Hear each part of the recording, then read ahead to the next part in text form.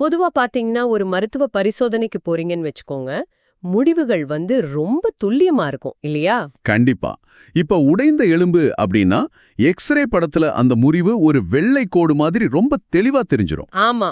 மருத்துவர் அத அப்படியே கை காட்டி, இதோ இங்கேதான் முறிவு இருக்கு அப்படின்னு மிக எளிதா சொல்லிவார். உடைஞ்சிருக்கா இல்லையா அதுல எந்த குழப்பமுமே இருக்காது. உண்மைதான்.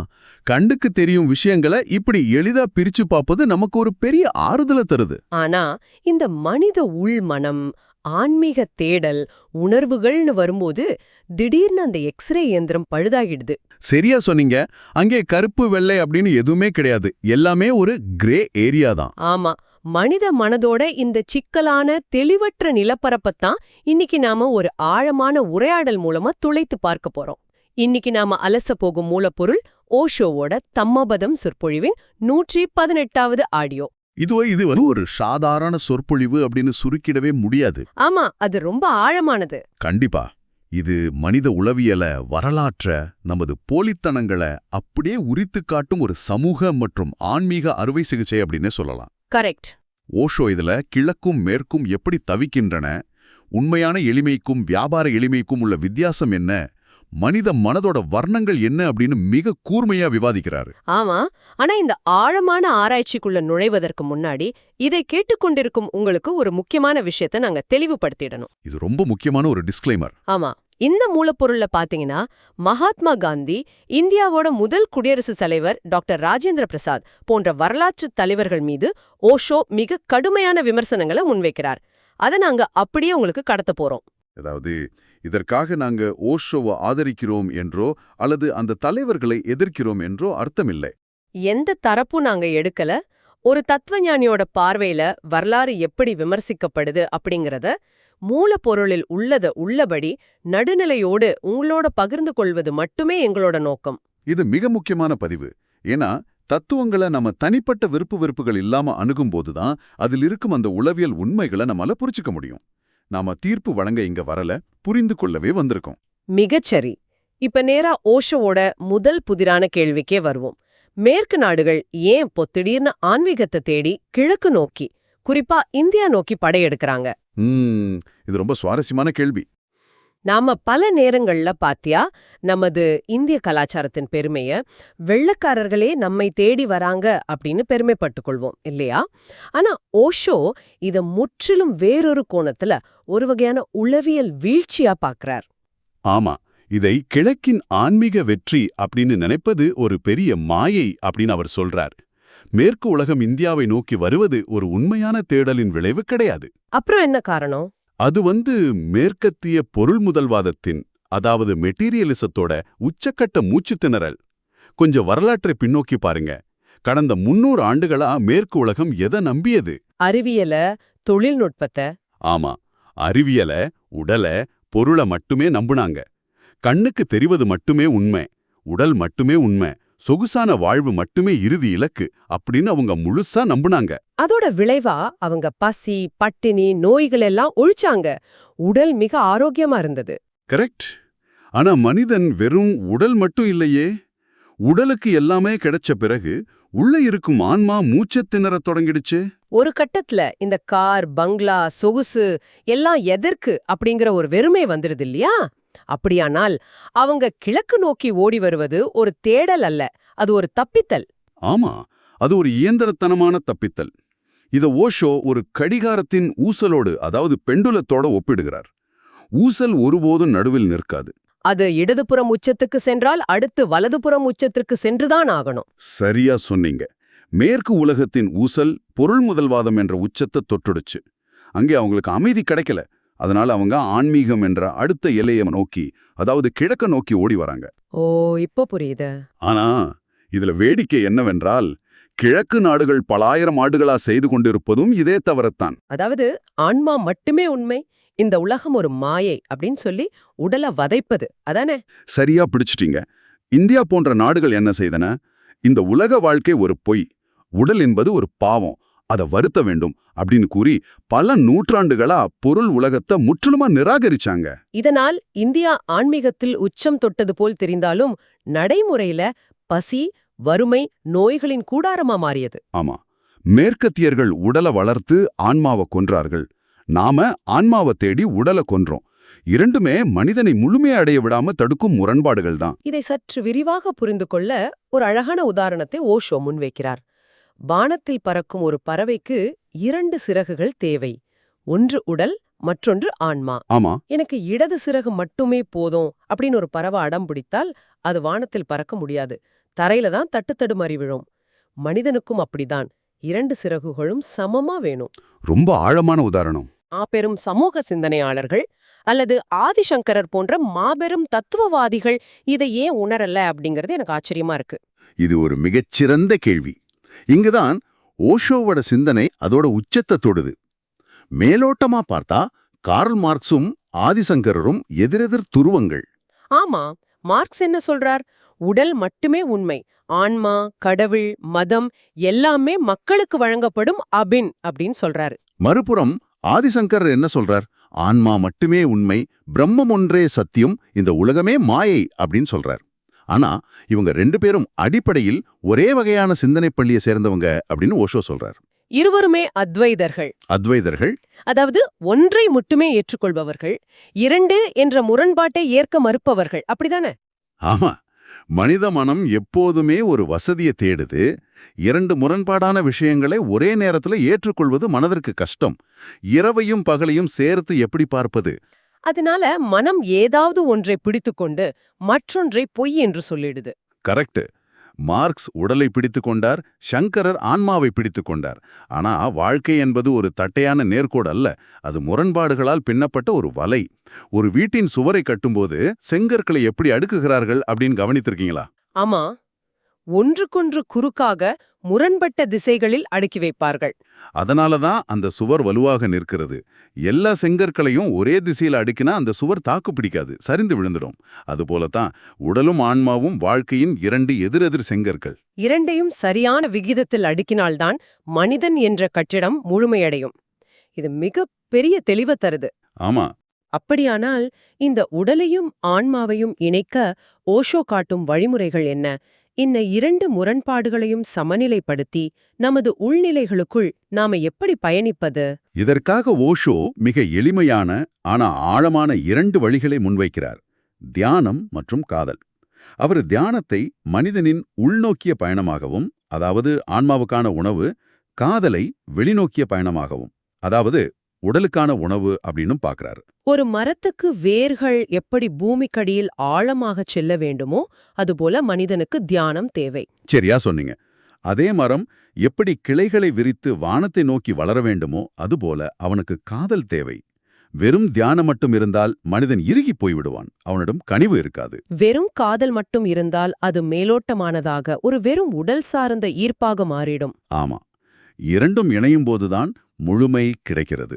தியானமும் காதலும் ஒன்றுக்கொன்று எதிரானது அப்படின்னு பல நூற்றாண்டுகளாக கற்பிக்கப்பட்ட நமக்கு ஓஷோவோட இந்த விளக்கம் ஒரு பெரிய மனத்திறப்பை தருது. சரி, நாம இப்போ மனிதனின் அந்த உள்நிலைகளுக்குள் வருவோம். வர்ணங்கள் பற்றி. ஆமா, ஓஷோ வர்ணங்களை, அதாவது சூத்ரன், வைஷ்யன், சத்திரியன், பிராமணன் என்ற பண்டைய சாதிய பிரிவுகளை முற்றிலும் நிராகரித்துவிட்டு அதை மனிதனின் மனநிலைகளா பிரிக்கிறார். அது எனக்கு ரொம்ப பிடிச்சிருந்தது. ஓஷோ அந்த பழைய சாதி அமைப்பை அப்படியே அடித்து நொறுக்குகிறார். பிறப்பால் யாரும் எந்த வர்ணமும் இல்லை, இது முழுவதும் உளவியல் ரீதியானது அப்படின்னு சொல்றார். இந்த 4 நிலைகளும் ஒரு மனிதனின் பரிணாம வளர்ச்சியை குறிக்கின்றன. முதலாவது சூத்திர நிலை. ஆமா, தன்னை வெறும் உடலோடு மட்டுமே அடையாளப்படுத்திக் கொள்பவன் சூத்திரன். அவனது வாழ்க்கை முழுவதும் உண்ணுதல், உறங்குதல், உடல் ரீதியான சுகங்கள் என்ற வட்டத்திற்குள்ளேயே முடிந்துவிடும். இதுல தவறு எதுவும் இல்ல, இது வாழ்க்கையின் முதல் படிநிலை. அடுத்தது வைசியன். இவன் உடலை தாண்டி மனதோடு இயங்குபவன். வைசியன் என்பவன் எப்போதும் ஒரு வியாபாரி, இன்னும் வேண்டும் இன்னும் வேண்டும் என்ற அடங்காத தாகம் கொண்டவன். ஆமா, ஓஷோ இங்கே ஹென்றி ஃபோர்ட் பற்றி ஒரு சுவாரஸ்யமான கதையை சொல்றார். ஓ, அந்த மரணப்படுக்கை கதை. ஆமாம், ஹென்றி ஃபோர்ட் மரணப்படுக்கையில் இருக்கார். சில மணி நேரங்களில் அவர் உயிர் பிரிந்து விடும் அப்படின்னு மருத்துவர்கள் சொல்லிட்டாங்க. ஆனாலும் அவர் தனது உதவியாளர்களை அழைத்து புதிய தொழிற்சாலைகள் தொடங்குவது பற்றியும் புதிய முதலீடுகள் பற்றியும் கணக்கு வழக்குகளை பேசிக் கொண்டிருந்தார். அதை பார்த்த ஒருவர், உங்களுக்கு இன்னும் சில மணி நேரங்களே இருக்கு, ஏன் இன்னமும் புதிய தொழில்களை பற்றி சிந்தித்துக் கொண்டிருக்கீங்க அப்படின்னு கேட்கிறார். அதுக்கு ஃபோர்ட், எப்படி நிற்பது என்று எனக்கு தெரியவில்லை, ஓடிக்கொண்டே இருப்பதுதான் எனக்கு தெரியும் அப்படின்னு சொன்னாராம். இதுதான் வைசியன் நிலையின் துயரம். அவங்களுக்கு எப்படி தொடங்குவது அப்படின்னு தெரியும், ஆனா எப்போது நிறுத்துவது அப்படின்னு தெரியாது. அவங்க உலகத்தையே விலைக்கு வாங்கலாம், ஆனா தங்களுக்குள் ஒரு நிமிடம் கூட அமைதியாக உட்காரத் தெரியாத வறியவர்கள். இதுக்கு அடுத்த நிலைதான் சத்திரியன். சத்திரியன் என்றால் வாளேந்தி போர் புரியும் வீரன் அல்ல, உறுதியான சங்கல்பம் கொண்டவன். தன் ஆசைகளின் முட்டாள்தனத்தை புரிந்து கொண்டு நான் யார் என்ற உண்மையான தேடலை தொடங்குபவன். அதனாலதான் புத்தர், மகாவீரர், ராமகிருஷ்ண பரமஹம்சர் போன்ற ஞானிகள் அனைவருமே சத்திரிய மனநிலையில் இருந்தாங்க அப்படின்னு ஓஷோ சொல்றார். அவங்களிடம் அந்த தேடலுக்கான வீரியமும் துணிவும் இருந்தது. இறுதியாக பிராமணன். எல்லாவற்றையும் படித்து தெரிந்து கொண்டவன் பிராமணன் அல்ல. தனது தேடல்கள், முயற்சிகள் அனைத்தும் ஓய்ந்து முற்றிலும் சரணடையும் நிலையை அடைபவனே பிராமணன். அந்த சரணடைதல் என்பது நான் இனி செய்வதற்கு ஒன்றுமில்லை, பிரபஞ்சமே என்னை வழிநடத்தட்டும் என்ற முழுமையான அகங்காரமற்ற நிலை. ஆனா ஒரு மனிதன் இந்த 4 நிலைகளுக்கும் இடையே எப்படி மாறுகிறான்? இதற்காக ஓஷோ கூறும் அந்த வானொலி பெட்டி, அதாவது ரேடியோ உதாரணம் மிக அற்புதமானது. ஆமா, நீங்க உங்கள் மனதை ஒரு ரேடியோ போல நினைத்துக் கொள்ளுங்கள். அதில் 4 ஸ்டேஷன்கள் இருக்கு. உங்கள் கவனம் எந்த ஸ்டேஷனில் டியூன் செய்யப்படுகிறதோ நீங்க அதுவாகவே ஆகிறீங்க. குழந்தைகள் இயல்பாகவே உடல் அளவிலான தேவைகளில் இருப்பதால் அவங்க சூத்திர நிலையில் தொடங்குவது இயற்கையானது. ஆனா ஒரு மனிதன் 80 வயதில் மரணப்படுக்கையில் இருக்கும்போதும் தன் வங்கி இருப்பை பற்றியும் நிலத்தை பற்றியுமே சிந்தித்துக் கொண்டிருந்தால் அவர் வைசியராகவோ அல்லது சூத்திரராகவோ தான் இறக்கிறார். மனிதன் பிறக்கும்போது சூத்திரனாக பிறக்கலாம், ஆனா இறக்கும்போதாவது அந்த பிராமண நிலையில், அதாவது முழுமையான சரணடைதலில் இறக்க வேண்டும் அப்படின்னு ஓஷோ சொல்றார். ஆனா இங்குதான் மிகப்பெரிய ஆபத்து ஒளிந்திருக்கு. இந்த சரணடைதல் அல்லது பிராமண நிலையை அடைவது அத்தனை எளிதானதல்ல. ஆமா. அதனால பல மனிதர்கள் தாங்கள் அந்த உயர்ந்த நிலையை அடைந்து விட்டதாக ஊருக்கு காட்டிக்கொள்ள ஒரு போலித்தனமான எளிமையை கையிலெடுக்கிறாங்க. இந்த இடத்தில்தான் ஓஷோ அரசியல் தலைவர்களின் முகமூடிகளை கிழித்தெறிகிறார். ஆமா, குறிப்பா காந்தியவாத எளிமையை அவர் கணக்கிடப்பட்ட எளிமை, அதாவது கால்குலேட்டட் சிம்பிளிசிட்டி அப்படின்னு மிக கடுமையாக விமர்சிக்கிறார். இது எப்படி உண்மையான எளிமைக்கு எதிரானது? ஒரு விஷயம் இயல்பாக நடந்தா அது எளிமை. ஆனா நான் எளிமையாக வாழப்போகிறேன், அதை பலரும் பார்க்க வேண்டும் அப்படின்னு திட்டமிட்டு செயல்படுவது ஒருவகை அகங்காரத்தின் வெளிப்பாடுதான். இது எப்படி எளிமையாகும்? இது ஒரு வியாபாரம். இதுக்கு சரோஜினி நாயுடு சொன்ன ஒரு வாக்கியம் நினைவுக்கு வருது. ஆமா, காந்தியின் மிக நெருங்கிய தோழியான சரோஜினி நாயுடுவே இதை ஒருமுறை கிண்டலாக குறிப்பிட்டிருக்காங்க. இந்த முதியவரை ஏழையாக வைத்திருக்க எங்களுக்கு எவ்வளவு செலவாகிறது தெரியுமா அப்படின்னு. காந்தி ஏழைகள் பயணிக்கும் 3ஆம் வகுப்பு ரயில்ல தான் பயணிப்பார். ஆனா பாதுகாப்பு காரணங்களுக்காக அந்த ரயில் பெட்டி முழுவதுமே அவருக்காக முன்பதிவு செய்யப்படும். அங்கு வேறு யாரும் பயணிக்க முடியாது. அது மட்டுமா, அவர் குடிக்கும் ஆட்டுப்பாலுக்காக அந்த ஆடுகளுக்கு சோப்பு போட்டு குளிப்பாட்டி ரயில்ல கூட்டிச் செல்வார்களாம். மேல்தட்டு வகுப்பில் பயணிப்பதை விட இந்த எளிமை நாடகத்திற்கு செலவு அதிகம். ஓஷோவோட பார்வையில இது ஆன்மீகம் அல்ல, இது மக்களின் உணர்ச்சிகளை தூண்டும் ஒரு அரசியல் தந்திரம். இத கேட்கும்போதே ஆச்சரியமா இருக்கு. இதன் தொடர்ச்சியா இந்தியாவோட முதல் குடியரசுத் தலைவரான டாக்டர் ராஜேந்திர பிரசாத் அவர்கள் ஜனாதிபதி மாளிகையில் அரங்கேற்றிய விஷயங்களை ஓஷோ கூறும்போது அது சிரிப்பதா கோவப்படுவதா என்றே தெரியல. ஓஷோ அதை போலி எளிமையின் உச்சக்கட்டம் அப்படின்னு சொல்றார். ராஜேந்திர பிரசாத் குடியரசுத் தலைவராக பதவியேற்றதும் காந்திய எளிமையை கடைபிடிப்பதாக கூறி பல விசித்திரமான முடிவுகளை எடுத்தார். ஆமா, முதல்ல பல தலைமுறைகளா மாளிகையில் பணியாற்றி வந்த திறமையான இஸ்லாமிய சமையல்காரர்கள் அனைவரையும் வேலையை விட்டு நீக்கினார். காரணம், அவங்க அசைவன் சமைத்தவர்கள் என்பதால் மாளிகை தீட்டாகிவிட்டது அப்படின்னு சொன்னார். அடுத்து அனுமனின் வாரிசுகள் அப்படின்னு கூறி ஏராளமான குரங்குகளை ஜனாதிபதி மாளிகைக்குள் சுதந்திரமா சுற்றித் திரிய அனுமதித்தார். அது எவ்வளோ பெரிய அட்ராசிட்டியா மாறியது. ஆமா, ஒருமுறை ஜவஹர்லால் நேரு அந்த மாளிகைக்குள் வந்தபோது ஒரு குரங்கு நேருவின் அறைக்குள் நுழைஞ்சு அவருக்கு யாரோ பரிசளித்த விலையேர்ம பேப்பர் வெயிட்ட தூக்கி கொண்டு மரத்துல ஏறிடுச்சு. அது மட்டுமில்லாமல் ராஜேந்திர பிரசாத் தனது எளிமையை பறைசாற்றிக் கொள்ள என்ன செய்தார் தெரியுமா? ஜனாதிபதியின் பொழுதுபோக்கு செலவுகளுக்காக அரசாங்கம் மாதம் பலாயிரக்கணக்கான ரூபாய்களை ஒதுக்கும். அதை அவர் பயன்படுத்த மாட்டார். மாத முடிவுல நான் வெறும் 250 ரூபா மட்டுமே செலவழித்துள்ளேன், நான் எவ்வளவு எளிமையானவன் அப்படின்னு கணக்கு காட்டுவார். ஆனா மீதமுள்ள அந்த பல்லாயிரக்கணக்கான ரூபாய்களை தன் பேரக்குழந்தைகளின் வங்கி கணக்குல மாற்றிவிட்டார் அப்படின்னு ஓஷோ பதிவு செய்கிறார். இதை அறிந்த நேரு மிக கடுமையாக கண்டித்தாராம். மேலும் அந்த பிரம்மாண்டமான பளிங்கு மாளிகைக்குள் பாய்களை கட்டி ஒரு குடிசை போல் வடிவமைத்து அதற்குள் வாழ்ந்தாராம் ராஜேந்திர பிரசாத். இது எவ்வளவு அபத்தமானது அப்படின்னு பாருங்க. குடிசையில் வாழ வேண்டும் என்ற ஆசை இருந்தால் இந்தியாவில் இல்லாத குடிசைகளா? எதற்காக கோடிக்கணக்கான ரூபாய் மதிப்புள்ள மாளிகைக்குள் போய் ஒரு போலி குடிசையை கட்ட வேண்டும்? இதுதான் கால்குலேட்டட் சிம்பிளிசிட்டி. ஆமா, இதற்கும் ஆன்மீகத்திற்கும் எந்த சம்பந்தமும் இல்லை. இது தன் ஈகோவை திருப்திப்படுத்திக் கொள்ளும் ஒரு மனநோய். இருங்க எனக்கு இங்க ஒரு முரண்பாடு தோன்றுது. நான் இதை எதிர்க்கிறேன். அதாவது ஒரு மனிதன் தன்னிடம் அதிகாரம் இருந்தும் அதை துஷ்பிரயோகம் செய்யாமல் ஆசைகளை கட்டுப்படுத்தி இப்படி எளிமையா வாழ முயற்சிப்பது ஒரு வகையான ஒழுக்கம் இல்லையா? அந்த ஒழுக்கத்தை ஏன் நம்ம குறை சொல்ல வேண்டும்? நீங்கள் கேட்பது நியாயமான கேள்விதான். ஆனா கட்டுப்பாடு வேறு, உண்மையான எளிமை வேறு. ஓஷோ சொல்வது என்னவென்றால், நீங்கள் உங்கள் ஆசைகளை கட்டாயப்படுத்தி அடக்கி வைக்கும்போது உள்ளே நீங்கள் குதித்துக் கொண்டிருக்கீங்க அப்படின்னு அர்த்தம். ஓ, அது ஒரு தற்காலிகமான ஒழுக்கம். ஆமா, என்றாவது ஒரு நாள் அது வெடித்துச் சிதறும். உண்மையான எளிமைக்கு எந்த பயிற்சியும் தேவையில்லை. அது உள்ளும் புறமும் ஒன்றான ஒரு குழந்தைத்தனம், எந்தவித திட்டமிடலும் இல்லாத சுதந்திரம். இதற்கு அவர் ஜே. கிருஷ்ணமூர்த்தியின் வாழ்க்கையில் நடந்த ஒரு சின்ன சம்பவத்தை கூறுகிறார். ஓ, அந்த டை வாங்கும் கதை, அது அற்புதமான ஒரு உதாரணம். ஜே. கிருஷ்ணமூர்த்தி ஒரு உலகறிந்த தத்துவஞானி. ஒரு முறை அவர் வெளிநாட்டில் ஒரு துணிக்கடைக்குள் நுழைகிறார். அவருக்கு ஒரு டை தேவைப்படுது. கடைக்காரன் பல டைகளை எடுத்துக் காட்டுகிறான். அவருக்கு எதுவும் பிடிக்கல. அவர் தானாகவே கடையிலிருந்த அத்தனை டைகளையும் தரையில் கொட்டி முழங்காலிட்டு உட்கார்ந்து ஒரு சிறுவனைப் போல மிகவும் மும்முரமாக தனக்கு பிடித்த தையத் தேடிக் கொண்டிருக்கிறார். கடையின் வெளியே அனாய் பின்தொடரும் பல ஆன்மீக சீடர்கள் காத்து கொண்டிருக்கிறாங்க. இதை பார்த்த ஒரு ஆன்மீகவாதி பெண்மணிக்கு கோபம் வந்துடுச்சு. இவ்வளவு பெரிய ஞானி, எந்த பற்றுமற்றவர், ஒரு சாதாரண டைக்காக ஒரு கடையே தலைகீழாக போட்டு இப்படி உலக ஆசையோடு தேடுகிறாரே அப்படின்னு அவர் மீதுள்ள மரியாதையை இழந்து திரும்பி சென்று விட்டாராம்.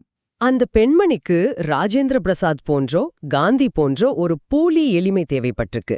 நான் ஒரு ஞானி, நான் கம்பீரமாக நடந்து கொள்ள வேண்டும் என்ற ஒரு முகமூடிய கிருஷ்ணமூர்த்தி அணியவில்லை. அதுதான் விஷயம். கிருஷ்ணமூர்த்தி நினைத்திருந்தால், என் சீடர்கள் என்னை பார்க்கிறார்கள், நான் பற்று இல்லாதவன் போல் எதையாவது ஒன்றை வாங்கிக் கொண்டு செல்லலாம் அப்படின்னு திட்டமிட்டு செயல்பட்டிருக்கலாம். ஆனா அவர் மற்றவர்கள் என்ன நினைப்பார்கள் அப்படின்னு ஒரு கணக்கும் போடல. அந்த நொடியில் அவருக்கு என்ன தோன்றியதோ அதை 100% ஈடுபாட்டோடு வெளிப்படையாக செய்தார். அதுதான் உண்மையான எளிமை. ஓஷோ குழந்தைகளை இதற்கு உதாரணமாக காட்டுகிறார். ஆமா, அந்த விருந்தினர் கதை நினைவுக்கு வருது. ஒரு வீட்டுக்கு விருந்தினர்கள் வர்றாங்க. சாப்பாடு பரிமாறப்படும்போது அந்த வீட்டு சிறுவன் தன் மூக்கில் வழியும் சளியை சட்டையில் துடைக்கிறான். இதை அவமானம் அப்படின்னு நினைத்த தாய் கோபப்பட்டு, காலையில நான் உனக்கு என்ன சொல்லிக் கொடுத்தேன், விருந்தினர்கள் வந்தால் எப்படி நடந்து கொள்ள வேண்டும் அப்படின்னு அதட்டுகிறாள். அந்த சிறுவன் விருந்தினர்களை பார்த்து மிக வெள்ளந்தியாக கேட்கிறான், இந்த கம்யூனிஸ்டுகளும் இன்றே சாக வேண்டுமா என்று நீங்க காலையில திட்டினீர்களே, அதைத்தானே கேக்குறீங்க அப்படின்னு. உள்ளே ஒன்றை நினைத்துக்கொண்டு வெளியே ஒன்றை பேசும் இந்த சமூகத்தின் நாகரீகம் குழந்தைகளுக்கு தெரியாது. அவங்களிடம் இருப்பது அந்த தூய்மையான எளிமை. அதைத்தான் ஒரு உண்மையான ஞானியும் கொண்டிருப்பார். சரி, இப்படிப்பட்ட போலித்தனங்களை உடைத்து உண்மையான தேடலுக்குள் நாம நுழைய வேண்டும் என்றால் முதலில் நமக்கு தேவையானது கேள்விகள் கேட்கும் துணிவு. இங்குதான் ஒரு நேயர் ஓஷோவிடம் ஒரு மிக ஆழமான உணர்வுபூர்வமான கேள்வியை கேட்கிறார். ஓஷோ, நான் ஒரு சூத்திரன், எனக்கு எதுவுமே தெரியாது, என்னை நீங்க ஏகலவனைப் போல சீடனாக ஏற்றுக்கொள்வீர்களா அப்படின்னு கேட்கிறார். இந்த கேள்விக்கு ஓஷோ அளிக்கும் பதில் குரு சீடன் என்ற உறவையே புரட்டி போடுது. ஓஷோ சொல்றார், நான் என்னை ஒருபோதும் துரோணாச்சாரியராக கருதவில்லை. நீங்க எந்த நிலையில் இருந்தாலும் நான் உங்களை ஏற்றுக்கொள்வேன். துரோணரின் செயல் அப்பட்டமான அரசியல் தந்திரம். அர்ஜுனன் என்ற ராஜவம்சத்து இளவரசனை உலகின் தலைசிறந்த வில்லாளியாக காட்ட வேண்டுமென்ற சுயநலத்திற்காக ஏகலவன் என்ற திறமையானவனை அவர் நிராகரித்தார். ஆனா ஏகலைவன் அந்த நிராகரிப்பை எப்படி எதிர்கொண்டான்? ஏகலவன் அங்கு ஒரு உண்மையான சத்திரியனாக செயல்பட்டான். தனது இலக்கில் அவன் உறுதியாக இருந்தான். களிமண்ணில் ஒரு சிலையை செய்து தனது அதீத நம்பிக்கையால் அந்த சிலைக்கு உயிர் கொடுத்தான். கட்டைவிரலை குருதட்சிணையாக கேட்டபோது அவன் எந்த கேள்வியுமின்றி அதை கொடுத்தான் இல்லையா? ஆமா. அந்த நொடியில் அவன் சூத்திரனாகவோ சத்திரியனாகவோ இல்லை, அவன் முழுமையான சரணடைதல் கொண்ட ஒரு பிராமணனாக மாறிவிட்டான். துல்லியமான விளக்கம். துரோணர் ஒரு தந்திரக்கார குருவாக இருக்கலாம், ஆனா ஏகலவன் ஒரு உன்னதமான சீடன். ஓஷோ நேரை பார்த்து சொல்றார், நான் துரோணர் அல்ல. நீங்க என்னை நோக்கி ஒரு சிறு துவாரத்தை திறந்தால் கூட நான் ஒரு சூரிய ஒளியைப் போல உள்ளே நுழைந்து உங்களை ஆட்கொள்வேன். நீங்க தகுதியானவர்களா என்று நான் எந்த பரிசோதனையும் செய்ய மாட்டேன். இதை கேட்கும் உங்களை நோக்கி கேட்கிறேன், நீங்கள் கேள்விகள் கேட்க தயங்குகிறீர்களா? ஐயோ, எனக்கு ஒண்ணுமே தெரியாதே, நான் இதை கேட்டால் மற்றவர்கள் என்னை முட்டாள் அப்படின்னு சிரிப்பார்களே என்று பயப்படுகிறீர்களா? ஒரு விஷயத்தை புரிந்து கொள்ளுங்கள். மனிதர்களின் அடிப்படை பிரச்சனைகள் என்று சொல்லப்படும் கோபம், காமம், பேராசை, பயம் அனைத்தும் எல்லாருக்கும் ஒன்றுதான். உங்கள் கேள்வியும் கூட இன்னொருவரின் கேள்வியாகவே தான் இருக்கும். இப்படிப்பட்ட தயக்கங்கள் ஏன் வருது என்பதற்கு ஓஷோ புரிசங்கராச்சாரியாரின் கதையை கூறுகிறார். மத நிறுவனங்கள் எப்படிப்பட்ட அச்சுறுத்தலை உருவாக்குது பாருங்க. டெல்லியில நடந்த ஒரு ஆன்மீக கூட்டத்தில் ஒரு இளைஞன் எழுந்து புரிசங்கராச்சாரியாரிடம் ஒரு கேள்வி கேட்கிறான். ஐயா, எனக்கு கடவுள் மீது நம்பிக்கை இல்ல. கடவுள் இருக்கிறார் என்பதற்கு எனக்கு ஏதாவது ஒரு ஆதாரம் கொடுங்க அப்படின்னு. இது ஒரு நேர்மையான தேடல் உள்ள கேள்வி. ஆனா அந்த சங்கராச்சாரியார் என்ன செய்தார்? அவனது கேள்வியை புறக்கணித்து விட்டு, நீ ஏன் பேண்ட் அணிந்திருக்கிறாய்? உனது குடுமி எங்கே? நீ பேண்ட் அணிந்திருப்பதால் ஐரோப்பியர்களைப் போல நின்று கொண்டுதான் சிறுநீர் கழிப்பாய். ஆக நீ ஒரு அசுத்தமானவன். முதலில் போய் வேட்டி உடுத்திக் கொண்டு வா அப்படின்னு ஒட்டுமொத்த கூட்டத்தின் முன்பும் அவனை கேலி செய்து அவமானப்படுத்துகிறார். இது எவ்வளவு பெரிய அபத்தம்!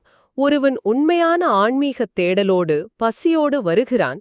அவனது தாகத்தை தீர்ப்பதை விட்டுவிட்டு அவனது உடையை பார்த்து கேலி செய்றாங்க. இது ஆன்மீகமே அல்ல, இது அதிகாரத் திமிர். ஓஷோ இதை மிக கடுமையாகச் சாடுகிறார். உண்மையான குரு தன்னிடம் வருபவர்களின் எந்த குறையையும் கண்டு நிந்திக்க மாட்டார். ஏன்னா மனிதர்கள் செய்யும் தவறுகளையும் அவங்க தடுமாறும் பாதையையும் அந்த குருவும் ஒரு காலத்தில் கடந்து வந்திருப்பார். தன்னுடைய இருண்ட காலத்தை மறக்காத ஒருவரால் மட்டுமே கருணையோடு ஒரு சீடனை அணுக முடியும். உங்களை உடுத்தும் உடையை வைத்து தீர்ப்பிடுபவரும் உங்களை கேலி செய்பவரும் ஒருபோதும் குருவாக முடியாது. அருமை. அப்படியானால் போலித்தனங்களை உடைத்து கேள்விகளை கேட்பதற்கான துணிவை பெற்று தியானத்தின் மூலம் உள்ளேயும் அன்பின் மூலம் வெளியேயும் பயணிக்கிறோம். இதையெல்லாம் செய்த பின் ஒரு மனிதன் அடைவது என்ன? ஸ்வர்க்கம். ஆனா சொர்க்கம் என்பது என்ன? வானத்தில் எங்கோ மேகங்களுக்கு நடுவே தேவதைகள் வீணை வாசித்துக் கொண்டிருக்கும் ஒரு இடம் அப்படின்னு தான் மதங்கள் நமக்கு கற்பித்திருக்கு. அது இறந்த பிறகு நாம் போகும் இடம் என்று நம்புறோம். ஆனா ஓஷோ இதை அடியோடு மறுக்கிறார். சொர்க்கமும் நரகமும் புவியியல் சார்ந்த இடங்கள் அல்ல, அவை வாழ்வின் 2 முறைகள். நீங்க தியானம் மற்றும் காதல் ஆகிய 2 வேர்களையும் சமமாக பற்றிக்கொண்டால் உங்கள் வாழ்க்கையில் வசந்தம் இங்கேயே இப்போதே மலரும். எதற்காகவோ காத்திருக்க வேண்டியதில்லை. ஓஷோ மிக ஆழமாக கூறுகிறார். ஒவ்வொரு மனிதனுக்குள்ளும் வேதங்களும் குரானும் உறங்குகின்றன. நீங்க வெளியே தேடுவதை நிறுத்திவிட்டு உங்களை நீங்க படித்தாலே போதும். உங்களை நீங்களே வாசிப்பதுதான் மிகப்பெரிய ஆன்மீகத் தேடல். நீங்க ஒவ்வொரு நாளையும் நரகமாக வாழ்வதும் சொர்க்கமாக வாழ்வதும் முற்றுமுழுதாக உங்கள் கைகளில்தான் இருக்கு. நீங்க முழுமையடையும் அந்த நொடி நீங்க இருக்கும் இடமே சொர்க்கமாக மாறிடுது. மிக சரியான வார்த்தைகள். இன்றைய நம் மிக ஆழமான உரையாடலுக்கு பிறகு உங்களுக்குள் ஒரு புதிய கேள்வி எழ வேண்டும். நாம் ஆரம்பத்துல அந்த எக்ஸ்ரே எந்திரத்தை பற்றி பேசினோம் இல்லையா? மனித மனதையும் வாழ்க்கையும் அப்படி துல்லியமாக பார்த்துவிட முடியாது என்று. ஆனா அதைவிட முக்கியமான ஒரு உளவியல் சிக்கல் இன்று நம்மிடம் இருக்கு. என்னது? ஓஷோ காந்தியையும் ராஜேந்திர பிரசாத்தையும் போலி எளிமைக்காக விமர்சித்தார். ஆனா இன்று சமூக வலைத்தளங்களின் உலகில் நாம் அனைவரும் அந்த ராஜேந்திர பிரசாத் கட்டிய குடிசையில தானே வாழ்ந்து கொண்டிருக்கிறோம். நான் எவ்வளவு உண்மையானவன், நான் எவ்வளவு எளிமையானவன், நான் எவ்வளவு மகிழ்ச்சியாக இருக்கிறேன் அப்படின்னு ஊருக்கு காட்டுவதற்காகவே ஒவ்வொரு நாளும் ஒரு கணக்கிடப்பட்ட வாழ்க்கையை, ஒரு பெரும் நாடகத்தை நாம் அரங்கேற்றிக் கொண்டிருக்கிறோம் அல்லவா? கண்டிப்பா. உங்களால் என்று வாழ முடிகிறதோ அன்று நீங்க உங்களை வாசிக்கத் தொடங்கிவிட்டீர்கள் என்று அர்த்தம். கொஞ்சம் நிதானமாக சிந்திட்டு பாருங்கள். இவ்வளவு நேரம் கேட்டதுக்கு ரொம்ப நன்றி. இந்த Kamal voice reads channel monetisation இல்லாம தான் நடக்குது. இந்த ஆடியோ புத்தகம் உங்களுக்கு பயன் தருது என்று நினைத்தால் இந்த முயற்சி தொடர்ந்து போக உங்க ஆதரவு மிகவும் உதவும். என்னுடைய இந்த முயற்சிக்கு நன்கொடை அளிக்க விருப்பம் இருந்தால் டிஸ்கிரிப்ஷன்ல கொடுக்கப்பட்டுள்ள UPI ID மூலம் வழங்கலாம். உங்களால் முடிந்த அளவு போதும். சிறிய ஆதரவும் பெரிய உதவிதான். இந்த வீடியோ உங்களுக்கு பயனுள்ளதாக இருந்தால் சப்ஸ்கிரைப் பண்ணுங்க. மற்றவர்களுக்கும் பகிர்ந்து கொள்ளுங்கள். இந்த கருத்துக்கள் அவர்களுக்கும் தேவையாக இருக்கலாம். லைக் பண்ணுங்க. உங்க கருத்துக்களை கமெண்ட்ல பகிருங்க. மனப்பூர்வமான நன்றி.